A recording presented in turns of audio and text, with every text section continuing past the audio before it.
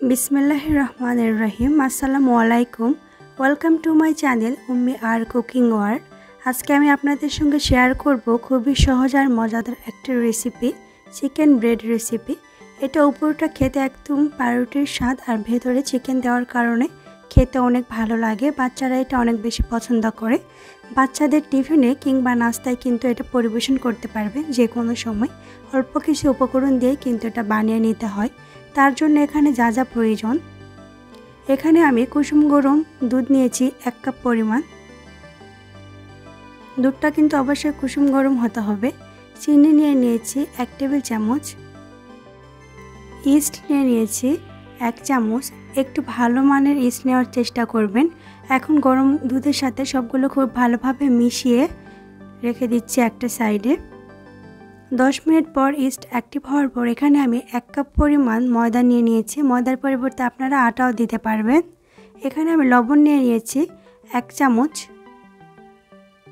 लवणटा दिए खूब भालोभाबे मिशिए निচ্ছি।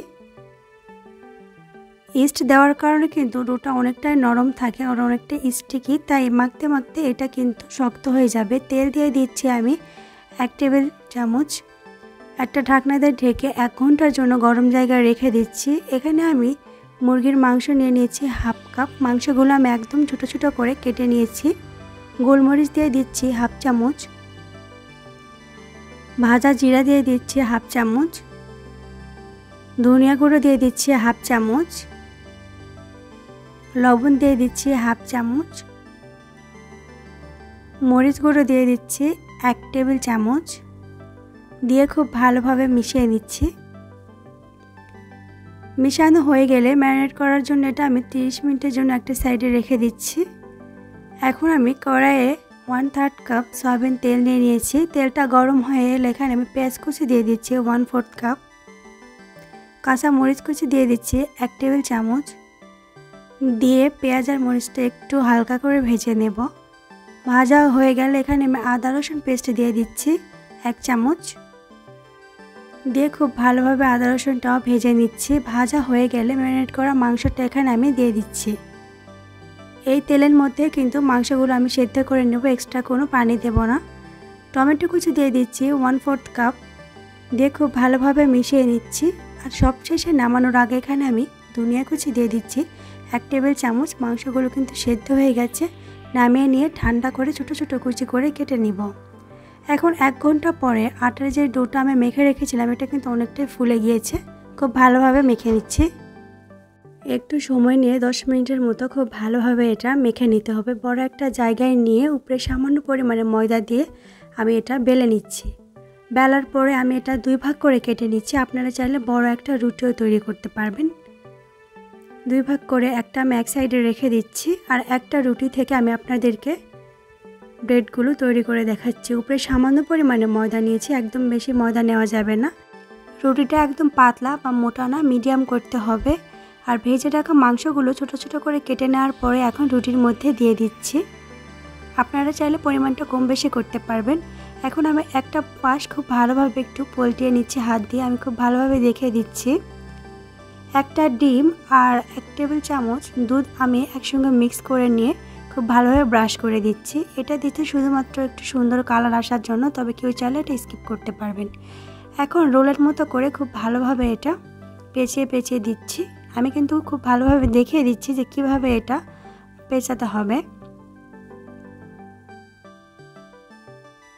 পেঁচানো হয়ে গেছে। এখন 2 পাশটা আমি কেটে নিচ্ছি। 2 পাশটা যেহেতু সমান হয়নি তাই আমি এটা কেটে নিচ্ছি, ফেলে দিব না। এটাও আমি ফ্রাই করে নিব। এখন ব্রেডগুলো কত বড় করবেন এটা নিজের উপর ডিপেন্ড করে। আমি ছোট ছোট করে কেটে নিচ্ছি। একটা রুটির খামির থেকে আমার এখানে 4টা ব্রেড হয়েছে। বাকি ডো থেকেও আমি আরও 4টা করে নিব। তারপর এখানে আমি একটা বেকিং ট্রেতে তেল ব্রাশ করে নিয়ে পেপার বিছিয়ে এখানে আমি ব্রেডগুলো দিয়ে দিচ্ছি। দেওয়ার পরে উপরে সামান্য পরিমাণে দুধ আর ডিমের কুসুমটা কিন্তু দিয়ে দিচ্ছি সুন্দর একটা কালারের জন্য, তবে কেউ চাইলে এটা স্কিপ করতে পারেন। এটা এখন আমি ওভেনে দিয়ে দিব 170 ডিগ্রি সেলসিয়াসে 20 থেকে 25 মিনিটের জন্য। কিন্তু কেউ চাইলে এটা কিন্তু সেম প্রসেসে চুলাতেও বেক করে নিতে পারবেন। তবে চুলাতে বেক করলে হয়তো কালারটা একটু কম বেশি আসবে। এটা কতটা সফট হয়েছে আর ফ্লাফি হয়েছে আমি কিন্তু আপনাদেরকে একটু কাছে থেকে দেখিয়ে দিচ্ছি। যে কোনো সময় কিন্তু এটা নাস্তার জন্য রেডি করতে পারবেন। আর এটা খেতে কিন্তু অনেক বেশি ভালো লাগে, বাচ্চারা অনেক বেশি পছন্দ করে চিকেনটা থাকার কারণে। তো আমার আজকের রেসিপিটা কেমন লেগেছে অবশ্যই কমেন্ট বক্সে জানাবেন। আর রেসিপিটা ভালো লাগলে অবশ্যই চ্যানেলটি সাবস্ক্রাইব করবেন আর পাশে থাকা বেল আইকনটি ক্লিক করে রাখবেন আমার চ্যানেলের পরবর্তী ভিডিওর নোটিফিকেশানটি সবার আগে পাওয়ার জন্য। আর রেসিপি রিলেটেড কোনো কোয়েশ্চেন থেকে থাকলে বা নতুন কোনো রেসিপি দেখতে চাইলে অবশ্যই কমেন্ট বক্সে জানাবেন। সবাই ভালো থাকবেন, সুস্থ থাকবেন, সবাই সবার জন্য দোয়া করবেন। আল্লাহ হাফেজ।